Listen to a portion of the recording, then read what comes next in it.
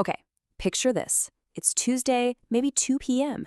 You just merged a critical feature, and your CI/CD pipeline is this beautiful, glowing green. Literally 1,500 unit tests just passed with flying colors. You deploy to production feeling like an absolute rock star.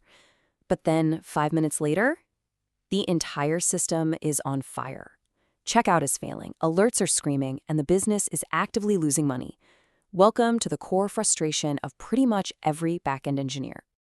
So, why the disconnect? Why does perfectly tested code literally crash and burn in production? It's the ultimate mystery, right? Staging is completely healthy. Your code passed every single logical gate you set up. Yet, 20% of your users are instantly getting 500 internal server errors the exact second it hits production. The safety net obviously has a massive hole in it, and the reason is simple. While your code might work perfectly in a pristine lab environment, the messy, operational reality of production is completely different. There's a saying I want you to basically burn into your brain right now. A test suite is just a theory. Only production is the truth. As a senior engineer, you really have to fundamentally shift your mindset away from this illusion of synthetic safety. Mocks and fakes, they assume ideal data shapes and perfect, zero latency networks. But production has corrupted data, weird edge cases, and completely unpredictable latency spikes. All right, let's dive right into Section 1, the green pipeline lie. There's a massive divide in how our industry looks at this. The junior mindset tends to believe that hitting 100% test coverage guarantees a safe deployment, that your mocks somehow perfectly replicate reality. But listen, synthetic data is a fallacy. Trying to make your CI environment completely identical to your production environment is physically impossible. And honestly, trying to do it will just make your pipelines painfully, incredibly slow. You simply cannot replicate real-world chaos in a lab. You have to test safely in production instead. Moving right along to Section 2, mastering the Canary Release. So, what actually is a Canary deployment? By definition, it's the slow, incremental release of a new version to your end users. You direct a very small percentage of live traffic to verify the behavior before you go ahead and replace your legacy resources entirely. I like to think of it as a blast radius control mechanism. Basically, if a code is going to fail, let it fail for 1% of your users, not 100%. Let's map this out with a real-world architectural scenario. Say you're doing a day 2 migration. You want to move away from standard CPU scaling using a horizontal pod autoscaler, or HPA, and you want to move to Kata to scale based on a Kafka queue lag instead.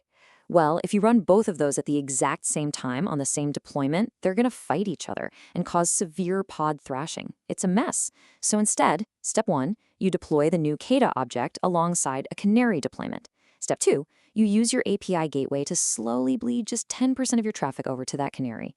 Step 3, you verify that it scales correctly under actual real load. And finally, step 4, you safely delete the legacy HPA.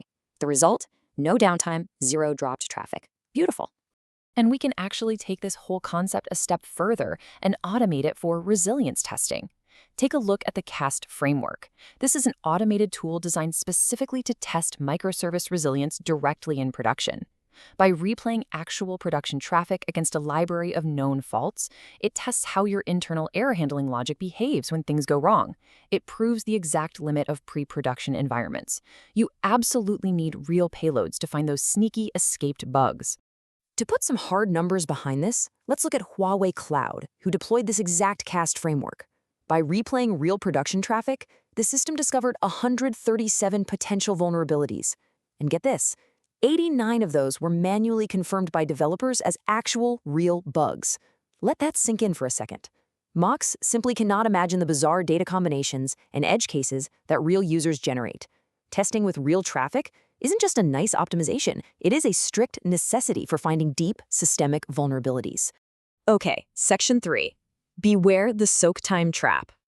Here's a scenario I see happen all the time. You set up your Canary, it runs perfectly for 30 minutes, you feel great, so you confidently roll the deployment out to 100%.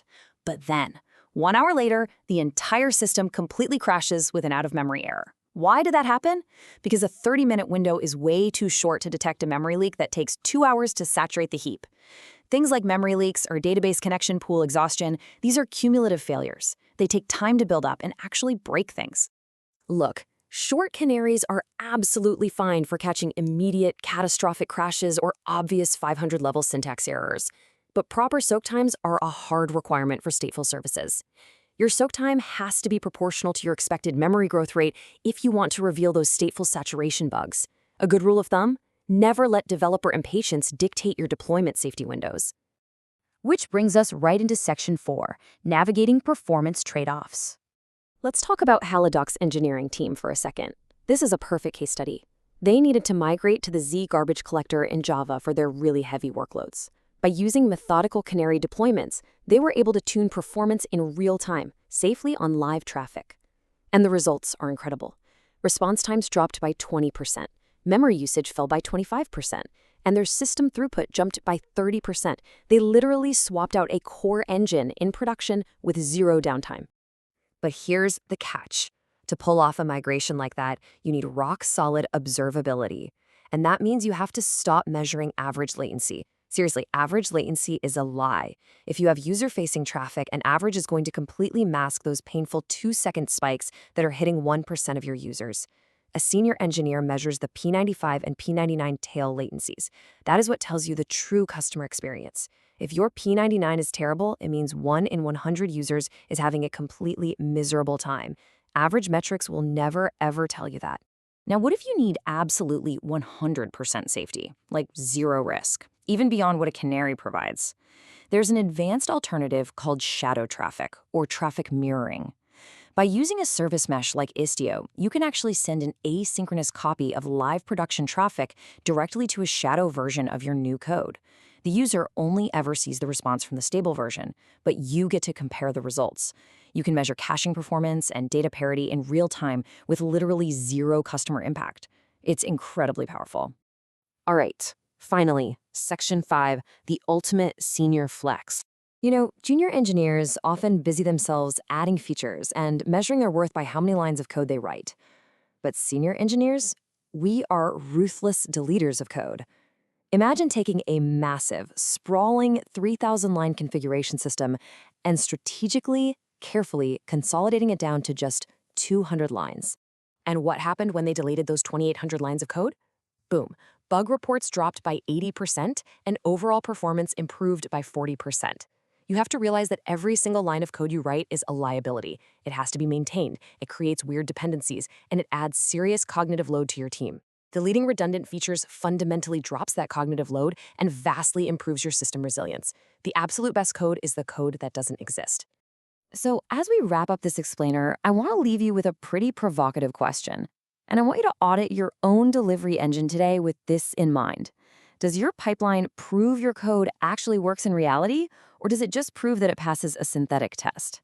Let me know what you think about that down in the comments. It's time to stop relying on the green pipeline lie, adopt reality-based testing, and start deploying like a senior engineer. Thanks so much for hanging out with me for this explainer, and I'll see you in the next one.